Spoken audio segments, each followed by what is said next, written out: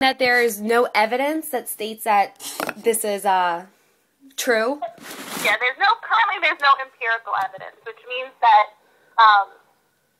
to be empirical, it would have needed to have been a research study that was done and then presented before like peers to agree that the research was done correctly, and then it would have had to have been published and then duplicated and published again.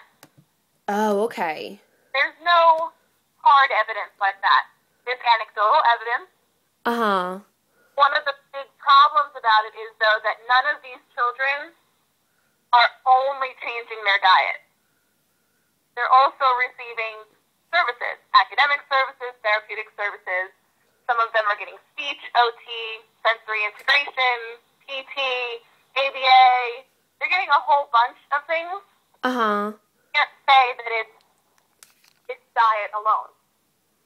Oh, okay. So, like, with the other, therapy and, like, what you just said, could it possibly work from your own opinion, or? From what I've seen, and it's not just kids with autism, but just the population in general, Mm-hmm.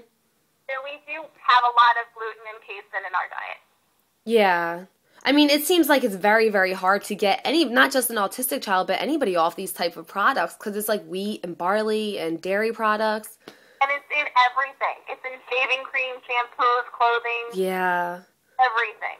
Uh-huh. There's no way you can get 100% off of it in the world that we live today. Oh, okay. Yeah, I even saw that it was in, like, chapstick. So no matter what, if an autistic child does try this, there's no way that they could completely get off of it? It's very, very difficult. Uh-huh. It needs to be an entire family needs to do it, not just the child. That's usually what they'll say, too. Like, you need to adopt this as a lifestyle for your family. Oh, that's really interesting. But, like any allergy, or anything that you have an intolerance for, like lactose or anything like that, if you remove it from your diet or you reduce it, you're going to have behavioral changes. These kids with autism tend to be highly comorbid with gastrointestinal problems. Uh-huh. They tend to be lactose intolerant. They tend to have a lot of food sensitivity. So when you find out what the sensitivity is and you remove it from their diet, their stomachs don't hurt anymore, and now they can focus. Oh, wow. Okay. Yeah, from the research that I've done, it basically seems that, like, gluten and casein are what they're most sensitive to. Well, again, we don't know, because when you remove that, you're removing dairy, you're removing bread, you're removing so many things from their diet that you don't know if it was really the gluten, the casein, sugar. We don't know what it was, because we're removing so many things from their diet. Uh-huh. And you see it with other kids, too, and other foods. Like, I have kids who are lactose intolerant, a lot of them. And just by removing dairy and lactose from their diet, all of a sudden they go from being nonverbal to verbal. Not because it did anything to their cognitive level. It took away a barrier, and the barrier was the pain. If we're in pain, we can't focus, and we can't learn anything. Uh-huh. And then all of a sudden the barrier's gone. Oh, that's really interesting. And that's with not just autism. That's with, like, PDD, Asperger's, like, stuff like that, too? Yeah, well, they're all considered to be the autism spectrum disorders. And it depends on what school you come from, whether or not you say that they're all pervasive developmental disorders or they're all autism spectrum disorders. Oh, okay. They're all on the spectrum, or considered to be on the spectrum. But it works with other kids, too. It works with children with generalized developmental disabilities. So it's not necessarily that the gluten and the casein is affecting their cognition. It's not, affecting their brain cells in any way. Yeah. Because you see the same results, a lot of the same results with chiropractic intervention. The kids no longer have back pain, so now they can focus in school. Oh, wow. Sensory integration is a barrier. They get OT, they get a sensory diet, the barrier is removed, and now they can focus. That makes that much of a difference. Wow. That leads to my other question. Do parents often ask you about this diet, and if so, would you recommend it? Parents do talk about it a lot because it's one of those things that is presented to them. What's very common with autism, they go to a pediatrician. The pediatrician tells the parents that their child has autism. Now, please leave my office. Oh, wow. They call up the diagnose and dump.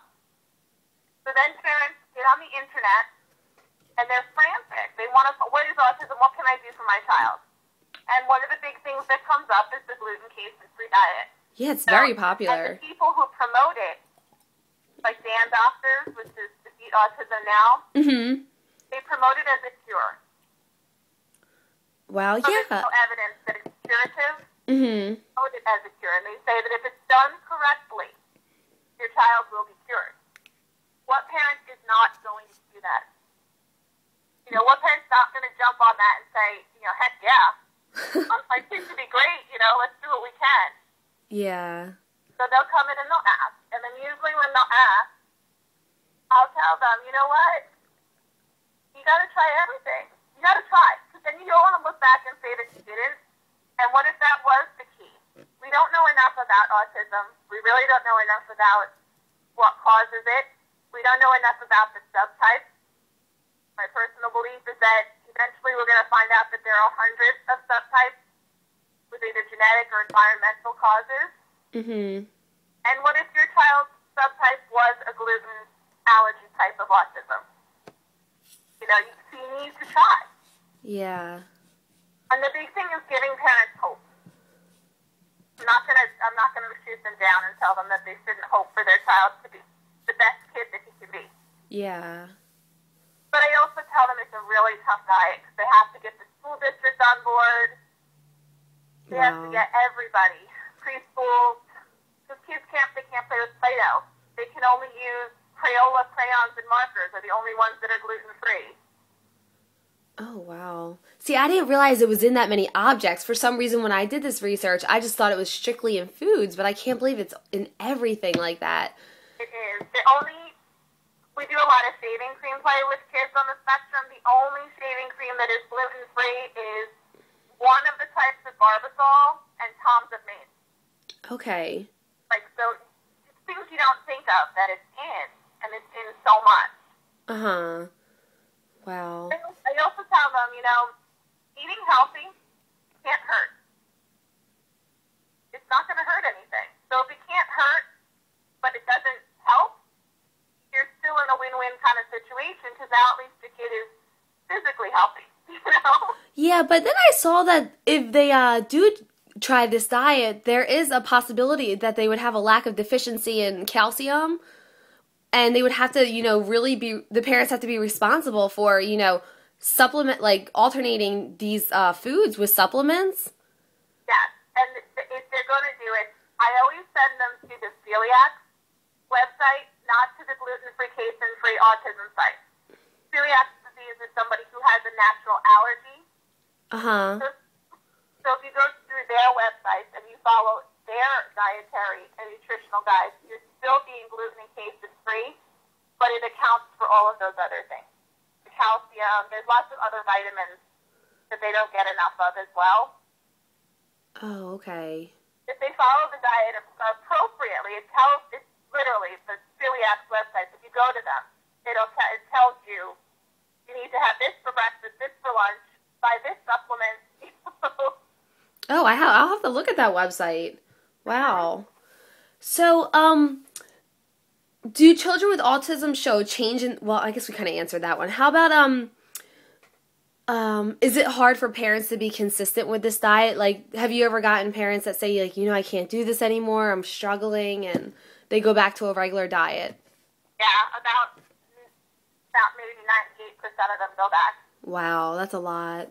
It's a very difficult diet to stick to. The only parents I've ever really had that were able to stick to it were ones who had financial means, because it's an expensive diet.